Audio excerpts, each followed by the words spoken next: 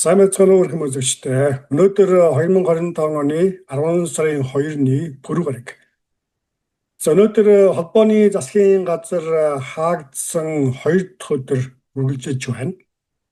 Энэ тухай цаг тухайн үед нь манай суугаас шуурхай мэдээлсэн учраас юу болж өрнөж байгаа тухай манай үзэгчид ерөнхийдөө ойлголттой байгаа хаа гэж бодож байна. Тиймээс энэхүү government shutdown буюу засгийн газар үе таалгаа хаасан хөрөнгө санхүүгийн болсон шалтгааныг товч зэрэг тайлбарлая гэж бодож байна. Үндсэндээ холбооны засгийн газрын төсөв бол 10 сарын 1-ээс дараа оны 9 сарын 30-ны хооронд үргэлжилдэг. Тиймээс үүнээс өмнө амжиж Конгрессоос төсвийн хуулийг батлан гаргах ёстой.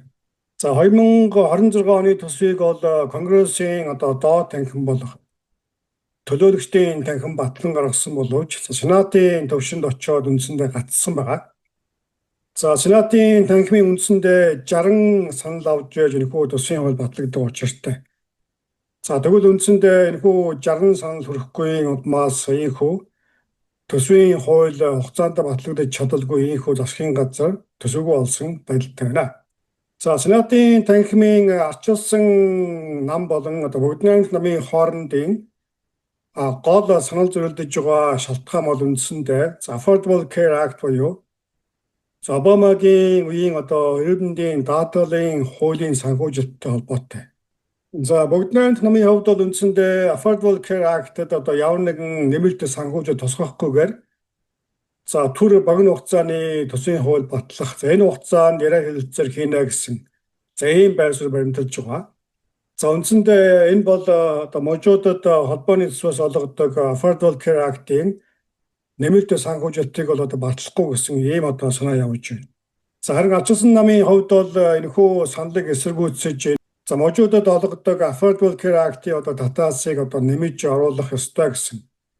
2026 он болон түүнээс цааших жилүүдэд можуудад холбооны төсвөөс олгодог Affordable Care Act-ийн нэмэлт санхүүжилт татаасыг санхүүжүүлэх ёстой гэсэн ийм байр суурь баримталж байна. Энэ шалтгааны улмаас Сенат дээр 2 удаа санал хураалт болсон боловч амжилтгүй болсон.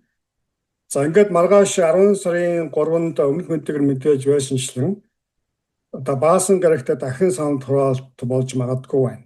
Өнөөдрийн байдлаар дээд үрдсэн асуудлаар ямар нэгэн тохиролцоонд хүрсэн ийм мэдээ бол байхгүй байна.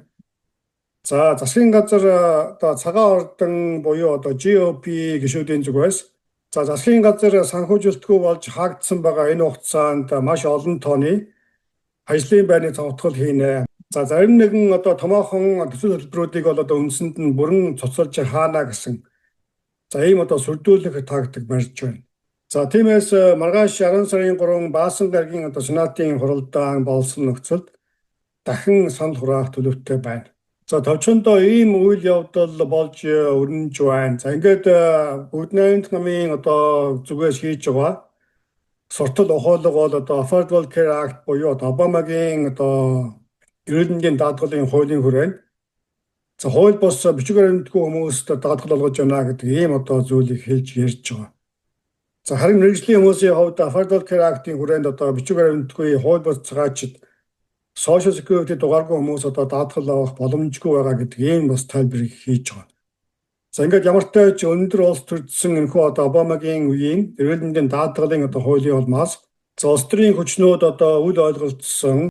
Ингээд засгийн газар хаагдсан төсөвгүй болоод байгаа бурууг бол бие биеийн рүүгээ чигсэн ийм байдалтай байна.